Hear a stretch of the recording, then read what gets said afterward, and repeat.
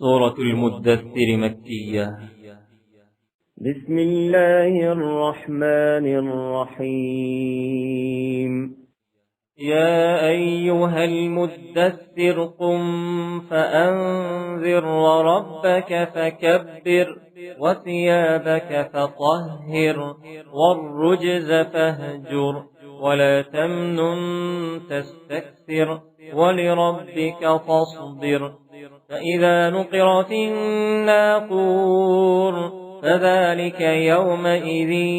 يوم عسير على الكافرين غير يسير. ذرني ومن خلقت وحيدا وجعلت له مالا ممدودا وبنين شهودا ومهدت له تمهيدا ثم يطمع أن أزيد كلا إنه كان لآياتنا عنيدا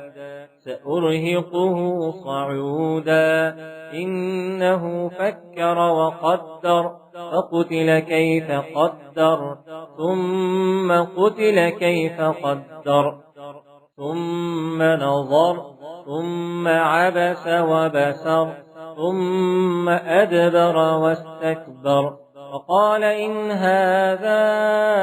إلا سحر يؤثر إن هذا إلا قول البشر سأصليه سقر وما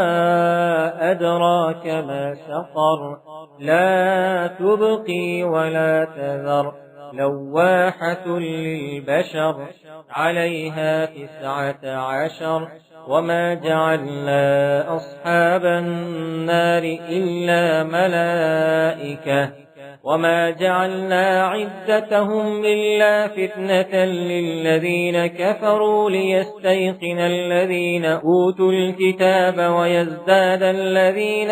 آمنوا إيمانا ولا يرتاب الذين أوتوا الكتاب والمؤمنون وليقول الذين في قلوبهم مرض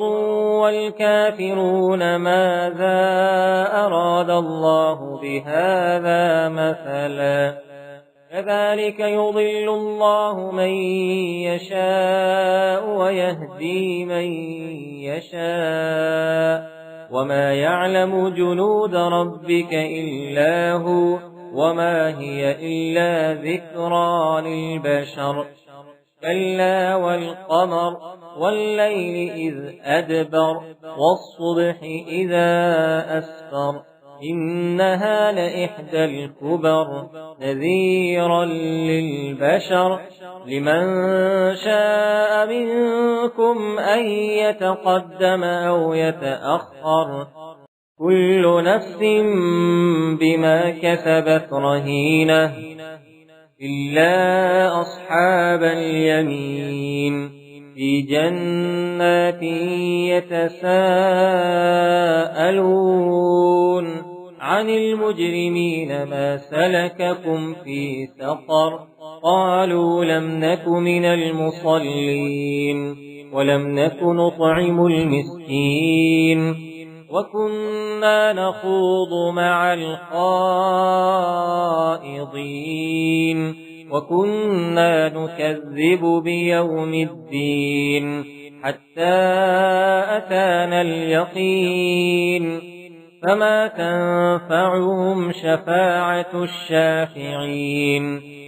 فما لهم عن التذكرة معرضين كأنهم حمر مستنفرة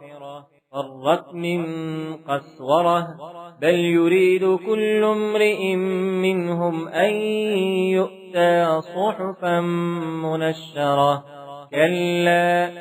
بل لا يخافون الآخرة كلا إنه تذكرة فمن شاء ذكره وما يذكرون إلا أن يشاء الله هو أهل التقوى وأهل المغفرة.